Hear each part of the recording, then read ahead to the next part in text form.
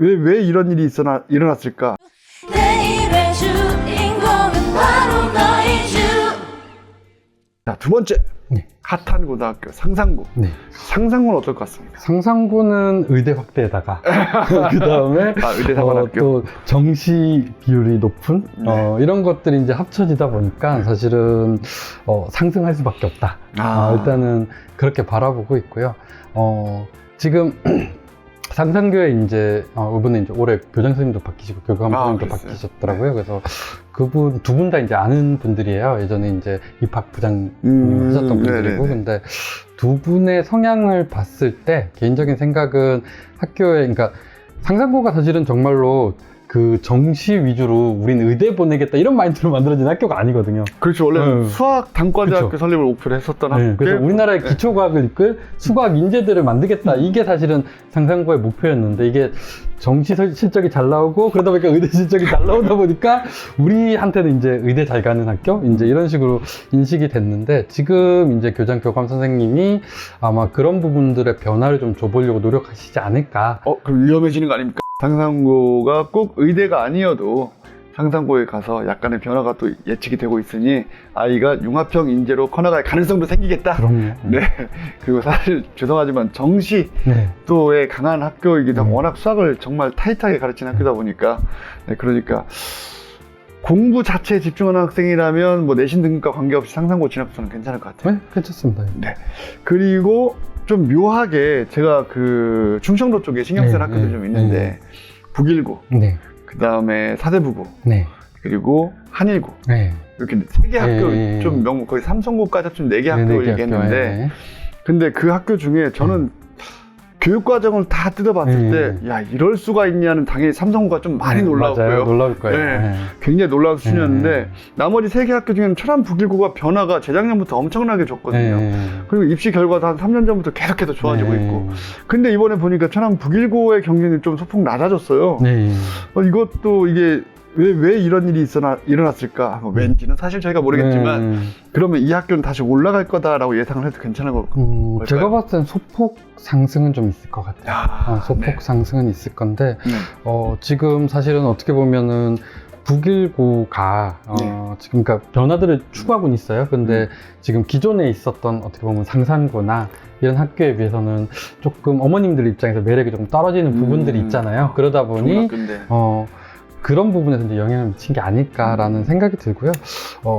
지금 뭐였지? 대표님이 그 얘기를 하셨는데 아마 이런 느낌일 거예요. 그 자율성이나 좀 더 막 융합형, 그리고 뭔가 지금 고교 학점자 이런 거에 되게 잘 맞는 학교가 삼성고일 거고요. 그 다음에 거기서부터 조금 떨어져 있는 학교가 북일고일 그렇습니다. 거고요. 네. 그 다음에 지금 아까 전에 한일고가 맨 끝으로 가 있어요. 네. 맨 끝으로 가 있고, 그 다음에 여기 아까 전에 그 공주사대부고, 네네. 요 정도, 네. 요 라인선으로 이렇게 네, 맞아요, 보시면 맞아요. 될 것 같아요. 근데 이제 그 추구하는 방향 자체가 삼성고에서 추구하는 방향이 사실은 이제 다양한 경험이잖아요. 다양한 경험을 통해서 거기서부터 이제 뭔가 만들어내는, 그래서 수시에 되게 최적화돼 있어요. 네, 구조 개설 자체가. 과목이 네. 이야 이거 무슨 어지간한 종합대학 수준이에요. 제가 예전에 그 삼성고 초창기에 몇 번 놀러 갔었거든요. 네. 남은 선생님들서 놀러 갔는데, 그때 되게 놀랐던 게, 그때 지금 한 7, 8년 됐을 거예요. 근데 그때 갔더니, 드론 관련된 교실이 따로 있고요. 거기서 드론 제작하게 돼 있고, 한 교실에는 3D 프린터가 다 깔려 있고, 그래서 3D 프린터로 애들이 뭔가를 하고 있고, 이걸 보면서, 이야, 삼성이 진짜 돈이 많다. 엄청난 투자를 하는구나, 라는 생각을 받았었고, 북일고가 사실은 그런 비슷한 방향을 추구하고 있기는 해요. 추구하고 있기는 한데, 돈이 그만큼 없잖아요. 돈은 둘째 문제고, 네. 일단 북일고의 이제 선생님들이 그 추구하는 방향이 있고, 그러니까 삼성고는 사실 새로 이제 만들어졌잖아요. 생긴 지가 얼마 안 되다 보니까 선생님들이 조금 더 적극적인 선생님들이 좀 모여 있고, 북일고도 이제 생긴 지 조금 되다 보니까 기존 선생님들이 가지고 있는 마인드에서 이제 변화를 이끌고 있고, 그러다 보니까 속도의 차이가 좀 발생할 수밖에 없다라는 생각이 좀 들고요. 요쪽 이제 한일고 요쪽으로 가면, 여기는 사실 어떻게 보면 고인물. 고인물에 어떻게 여기 맞는 애도 있어요. 사실은 맞는 애도 있고, 이게 남자애들이 사실은 이렇게 자율성을 이렇게 강조하다 보면, 그러니까 그런 얘기를 많이 해요. 그 뭐 외대부고도 그렇고 어떤 인사고도 그렇고 이렇게 아침에 선생님이 수업을 하러 왔는데 남자애들 눈이 빨갛다 그러면 이게 밤새 게임을 했거나 아니면 밤새 다른 짓을 했다 월드컵. 이런 추측들을 하는데 네. 사실은 이제 그런 아이들의 이제 그런 어떻게 보면 불필요한 시간들을 좀 더 강제적으로 어떻게 보면 좀 강하게 얘기하면 군대에 가깝죠.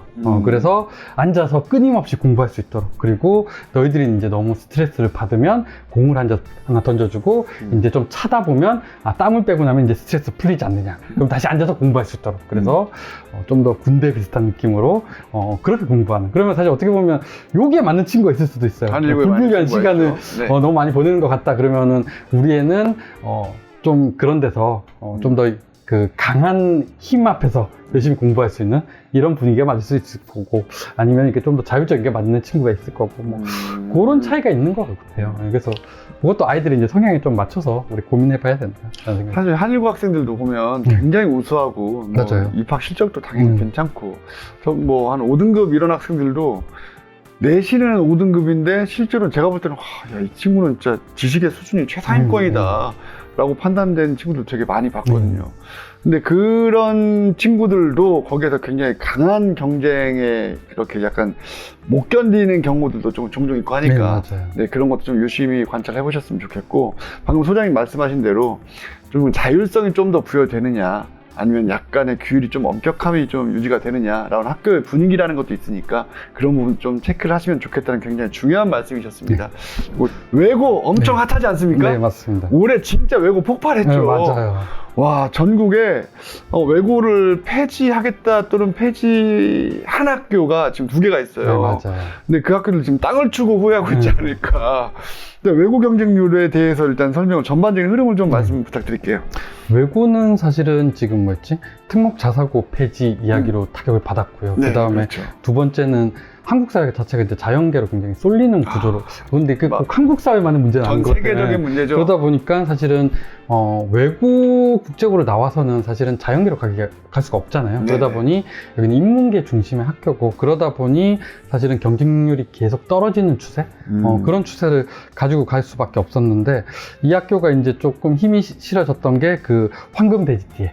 그래서 2023 때 황금 대지띠로 이제 학생들이 조금 늘어나는 그런 상황들이 좀 있었었고, 그 다음에 고맘때가 이제 또 그 특목 자사고 유지 얘기가 이제 나오면서, 그러면서 이제 경쟁률이 살짝 뛰었고, 그 다음에 2024학년도, 그러니까 지금 현 고1 학생들 같은 경우는 지금 사실은 이렇게 보면 자연계 애들이 갈 만한 학교가 생각보다 되게 많아요. 그런데 그러니까 우리가 주변에서 보면 우리 애가 이제 자연계다라고 생각한다면은 이제 유명한 정대 자사고도 있고, 그 다음에 주변에 명문고라는 학교도 보면 거의 다 자연계로 포진돼 있어요. 그렇죠. 그러니까 맞아요. 뭐 남학교들, 유명한 명문 남학교다 그런 거 열어보면 90%가 그 자연계예요. 사실은 거의 인문계들 보기 힘들 거거든요. 그 친구들 막 미적분 선택자가 전교생의 막 3분의 2 이렇게 되는. 당연히 3분의 2가 넘어가죠. 네.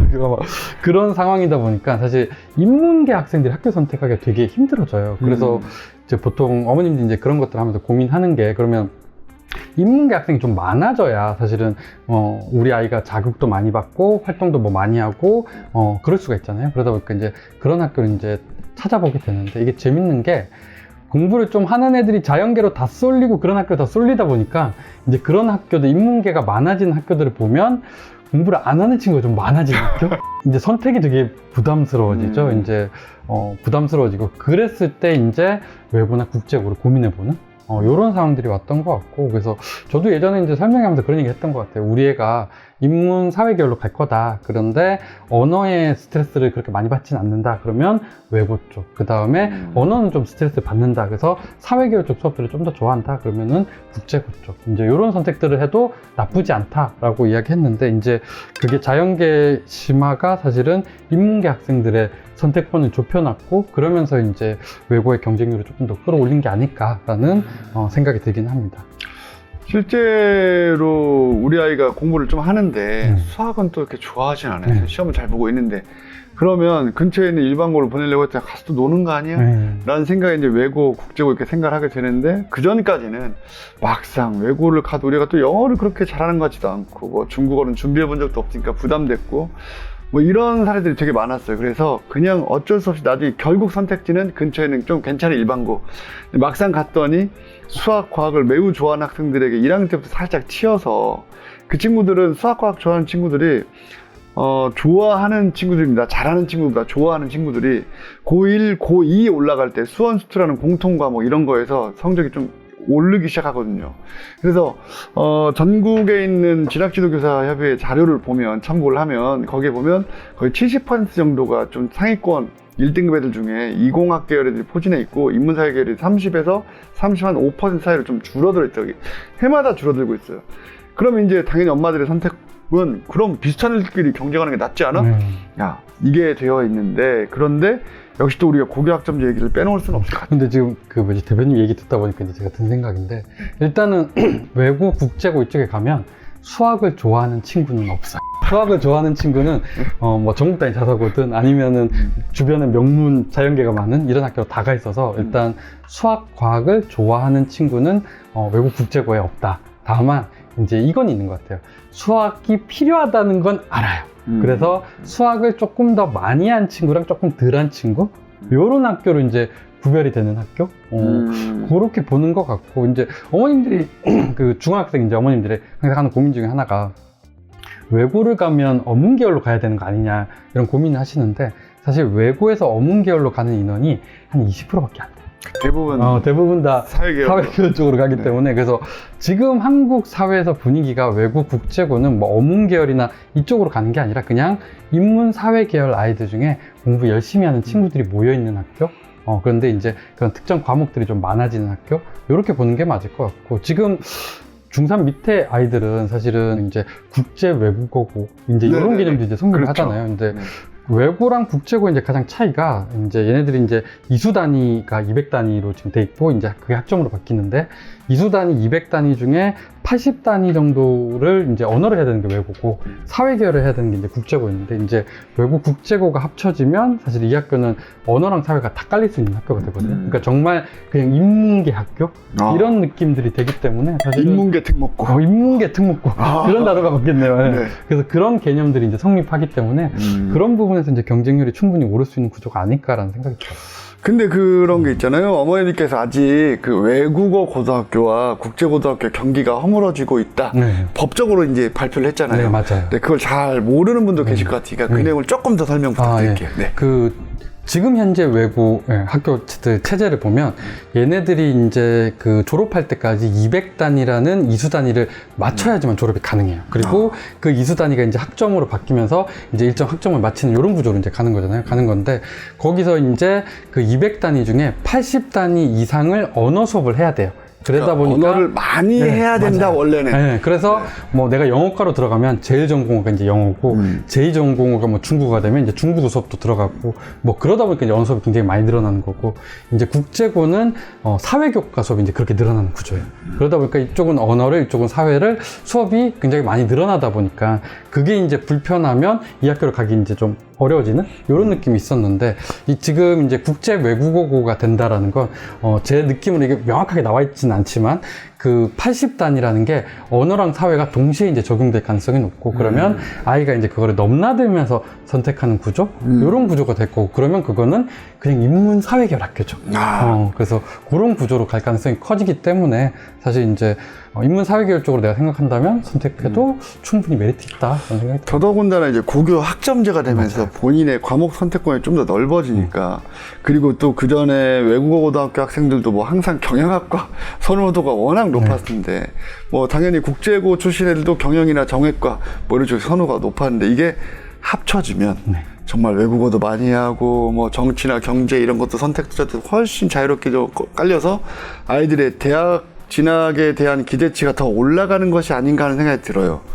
그리고 그에 따라서 경쟁률도 올라갈 확률이 높죠. 사실 고입에 대해서 상담을 할 때, 선생님 저희 애는 외고를 가는 게 맞을까요? 물어보면 영어는 당연히 잘하죠? 라고 여쭤보고, 네, 영어는 뭐 이미 고3 모의고사를 쳐도 뭐 잘 나옵니다.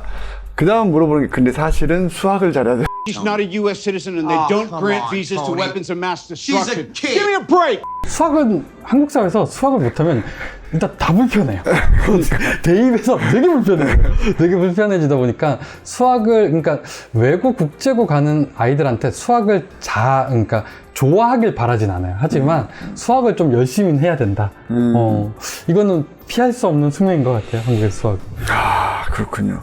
자, 그러면 좀 주목해야 될 만한 외고들이 있습니까? 외고가 전국에 네. 너무 많잖아요. 네, 맞아요. 근데 이 외고가 전국에 다 포진이 되어 있긴 하지만 여기 좀 벗어나 있는 지역들도 있을 수 있으니까 네, 맞아요. 그 지역 사람들은 우리 외고가 우리 동네에 있으면, 우리 지역에 있으면, 예를 들면 제가 천안에 살고 있는데 뭐 청주 외고 이런 학교도 있잖아요. 대전 외고도 있고. 그럼 여기를 지원할 수밖에 없지만 다른 학교들은 또 어떨까 궁금한 분들도 계시고, 우리 지역에 외고가 없으면 전국에 어디든 국제고든 뭐 다 지원할 수 있으니까, 네, 그런 측면에서 봤을 때 정보를 조금 더 궁금하다 싶었을 때, 그렇다면 어느 외고는 어떤 특징을 가지고 있다, 뭐 경쟁률이 이렇게 될 것 같다, 뭐 이런 것들에 대한 어떤, 일단은 보통 이제 이렇게 보시면 돼요. 그 지역별로 보면 외고들의 이제 선호도가 있어요. 선호도가 있어서 그 선호도가 이제 높은 학교가 그 인문 사회계열 애들 중에서 그래도 공부를 좀 더 열심히 한 친구들, 특히 가장 이제 대표적인 게 그건 것 같아요. 다 수학을 싫어하지만 그렇지만 수학이 필요하다는 걸 더 느껴서 더 많이 한 친구들, 얘네들이 이제 모이는 학교다. 그래서 서울로 따지면 이제 대원외고, 그 다음에 경기도로 따지면 뭐 경기외고 같은 이제 그 지역에서 좀 높은 요런 학교들이 있고, 이제 그 밑에 군으로 거기보다는 조금 더 수학 공부를 적게 했지만 그래도 공부를 열심히 하는 친구들이 이제 모이는 학교, 요런 군이 이제 발생을 할 것 같아요. 그래서 서울에 이제 그런 학교가 이제 한 3개 정도 이제 존재를 해요. 3개 정도 이제 존재를 하고, 그 다음에 경기도에도 이제 그런 학교들이 이제 좀 모여있는 구조고, 그래서 학교는 일단 그 정도로 이제 분류가 조금 되는 것 같다. 그 다음에, 그런 생각이 일단은 처음에 좀 들고요. 그 다음에. 하지만 부모님들이 참고하셔야 되는 포인트가 또 있습니다. 그 다음에 학비. 이제 학비, 그쵸. 등록금. 등록금이 이제 일단 발생을 해요. 등록금이 발생을 하는데, 일단은 뭐였지? 등록금은 이게 공립학교들 있잖아요. 그렇죠. 뒤에서 지원을 하거나 이런 학교들이 학비가 조금 싸요. 그러다 보니까 그런 학교의 경쟁률은 조금 일반적으로 좀 높게 잡혀요. 높게 잡혀서 뭐 경기도로 하면은 뭐 수원외고 같은 학교들, 수원시에서 이제 지원을 하다 보니까, 그래서 그런 학교들이 학비는 조금 더 저렴해지고 대신에 올려는 친구들이 좀 더 늘어난다. 그런 부분에서 경쟁률이 발생한다라고 보면 될 것 같고요. 그 다음에 우리가 하나 또 고민해야 되는 게, 이게 외고 입시는 이렇게 좀 지켜보다 보면 외고 지원하는 친구들 자체가 어머님도 그렇고 학생도 그렇고 성향이 조금 비슷한 게 안정적인 선택을 하세요. 좀 더 도전적인 선택보다는. 그러니까 뭐 자사고를 선택하거나 뭐 주변에 명문고를 이제 선택하는 어머님들은 좀 더 도전적으로 높은 데 가서 좀 더 많은 성장을 이끌어 보겠다. 아프고 많이 힘들 수도 있지만 이런 선택을 하는데, 외고 이런 쪽을 이제 선택하시는 어머님들은 좀 더 안정적인 학교에서 안정적으로 공부하면서 안정적인 성적대를 좀 만들어 보겠다. 이런 성향들이 좀 있거든요. 그러다 보면 이제 어떤 상황이 발생하냐면 이 성향이 영향을 미치는 게 아닐까 싶은데, 쉽게 얘기하면 작년에 경쟁률이 낮았던 외고로 그 다음에 쏠려요. 왜냐면 풍당풍당 있으니까. 그렇죠. 풍당풍당이 좀 발생해요. 그래서 작년에 경쟁률이 좀 낮았던 외고는 조금 올라가는 추세를 띠고, 그 다음에 작년에 경쟁률이 좀 높았던 학교는 조금 내려가는 추세를 띠어요. 그래서 그 다음 해가 되면 이게 조금 변화가 좀 발생한다. 그래서 그런 것들을 기반으로 조금 볼 필요가 있다. 외고 경쟁률은. 그 다음에 이게 경쟁률이 외고가 사실은 지금 좀 낮았잖아요. 1.5배수가 자사고에 비해서는 상당히 낮죠. 상당히 낮았죠. 그래서 1.5배수 미치다 보니까 사실 지금까지의 분위기는 외고는 지원하면 대다수의 외고가 몇 개 특정 외고 특정 과만 빼놓고는 지원하면 다 면접으로 갔어요.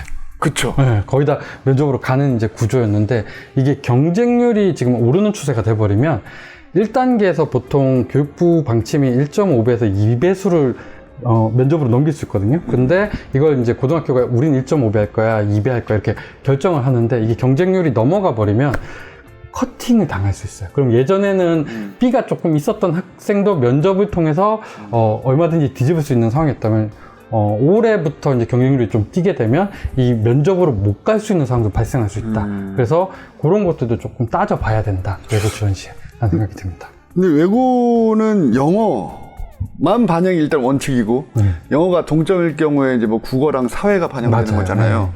근데 제 상식으로는 전부 다 올해인 학생들이 지원하는 게 아니요, 아니에요. 꼭 그렇지 않아요. 아, 그런가요? 그러니까 이게 외국어 경쟁률이 이제 굉장히 떨어지다 보니까 그 뭐였지?